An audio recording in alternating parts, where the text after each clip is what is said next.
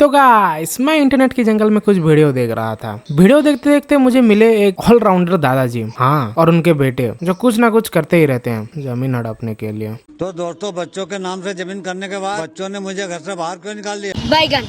तो यह दोस्तों मेरा नाम है ही और आज हम देखने वाले हैं द वन एंड ओनली हमारे चिल्लम दादाजी के बारे में। तो चलिए शुरू करते हैं। तो बच्चे कहते चले हाँ, घर और जमीन हमारे नाम से करना है। मैंने कहा ठीक है चलो, तो मैं बच्चों को लेकर चल देता हूँ। जैसे ही मैं घर के अंदर जाने लगा, बच्चों ने मना कर दिया। कहते हैं घर बहुत छोटा है, 3 लोगों को यहाँ पर रहने में दिक्कत होती है। अभी जब हम बड़ा घर बना लेंगे तब आपको बुला लेंगे, तब तक आप कहीं और रह लो। और बच्चे मुझे पीछे से थोड़ा सहारा देकर घर से बाहर कर देते हैं। मेरे बच्चे चाहते हैं कि मैं इस छोटे घर में ना रहूं, इसलिए उन्होंने मुझे घर से बाहर रहने का कहा है। मेरे बच्चे मेरे बारे में कितना सोचते हैं। अरे दद्दू, बच्चों का प्यार इतना ओवरसाइज निकला कि घर ही स्मॉल साइज हो गया। और ये किसका सपोर्ट सिस्टम दिया बच्चों ने, मतलब सहारा देने के चक्कर में पूरा घर शिफ्ट कर दिया। ये लॉजिक सुन के तो अंबानी भी टूसू लेकर रो रहा होगा कि मेरे घर में तो 27 फ्लोर है, अगर मेरे बच्चे ऐसे होते तो वरना मुझे इस सोसाइटी के बेंच पे ही शिफ्ट कर देते क्या। लेकिन दद्दू, इतनी मिसअंडरस्टैंडिंग डॉटकर आपने कैसे डेवलप कर लिए? मतलब दुनिया गोल है पर आपके लॉजिक की तो ज्योमेट्री ही अलग चल रही है।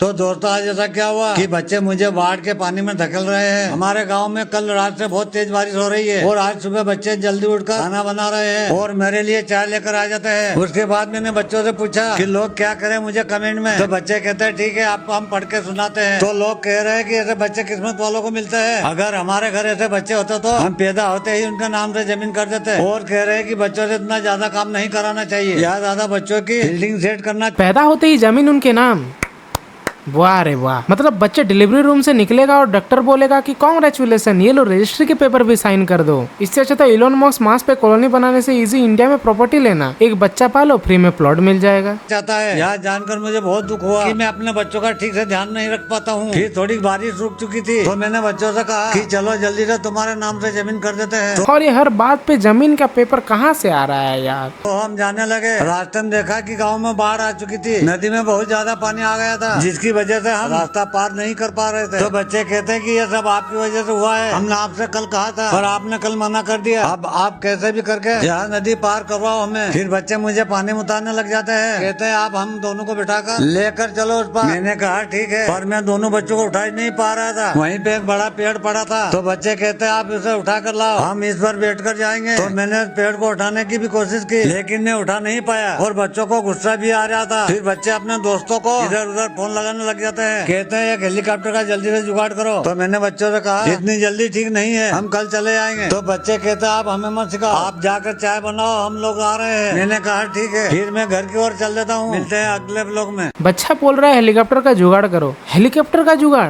बाढ़ में हेलीकॉप्टर ऑर्डर कर रहे हो जैसे स्विगी पे मोमो मंगवा रहे हो। 30 मिनट में नहीं आया तो फ्री भी मिलेगा। तो दोस्तों, आज ऐसा क्या हुआ कि मेरे दोनों हाथ बांध कर बच्चे मुझे कुएं में उतार देते हैं। तो दोस्तों, आज ऐसा क्या हुआ कि बच्चे मुझे रस्सी से बांधकर पेट पर लटका रहे हैं। तो दोस्तों, आज बच्चे किसी बच्ची को लाकर किससे 5 लाख रुपए मांग रहे हैं। अबे चुप कर यार, इतना अच्छा कैसे बोल देते हो। और इनके बच्चे, अरे दद्दू मर जा यार तू, नहीं तो ये तुझे जीने क्या मरने भी नहीं देंगे। और भाई ये स्विमिंग पूल है या एनिमल प्लानेट का लाइव एपिसोड, और ऊपर से बच्चे का ज्ञान। ये एनाकोंडा का बच्चा है, इसके काटने से उम्र बढ़ती है। वाह रे डॉक्टर साहब। तो दोस्तों, आज जब मैंने बच्चों की जेब चेक की तो उसमें लाइटर और सिगरेट क्या कर रहे थे। आज मैंने अपने घर का सारा काम कर लिया और अब मैं खाना बना रहा था। खाना बनाने के बाद मैंने सोचा कि कपड़े धो देता हूँ। तो कपड़े धोने के लिए मैंने बच्चों की जेब चेक की तो मुझे उसमें एक लाइटर और सिगरेट मिली। मुझे समझ नहीं आ रहा था कि बच्चों की जेब में ये क्या कर रहे हैं। मैंने सोचा यार मैं बच्चों से ही पूछूंगा। फिर मैं बच्चों के उठने का इंतजार करने लग जाता हूँ। 11 बजे बच्चे उठकर आ जाते हैं। मुझे बच्चों से पूछने में डर भी लग रहा था, वह सोचेंगे मुझे उन पर भरोसा नहीं है। लेकिन मैंने फिर भी बच्चों से पूछ लिया तो मुझे बच्चे समझाते हैं कि यहाँ तो हमने मच्छर मारने के लिए लिया है, हमने मच्छरों के बारे में पढ़ रखा है, सिगरेट के धुएं से बहुत जल्दी मर जाते हैं। फिर मैंने अपने बच्चों से माफी मांगी। मैं सोच रहा था बच्चे सिगरेट पी रहे हैं, पर असल में ये भी पता चला कि मच्छर भी चेन स्मोकर निकल गए। इसीलिए घर के बच्चों पे शक मत करो, क्योंकि असली स्मोकर तो मच्छर ही निकलते हैं। अब मुझे बस इतना डर लगता है कि कल को बच्चे बोले पापा छत पे सोलर पैनल लगाने के लिए मुझे दारू की बोतल चाहिए।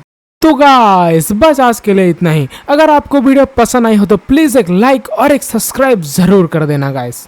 ओके, नेक्स्ट वीडियो में मिलते हैं, बाय।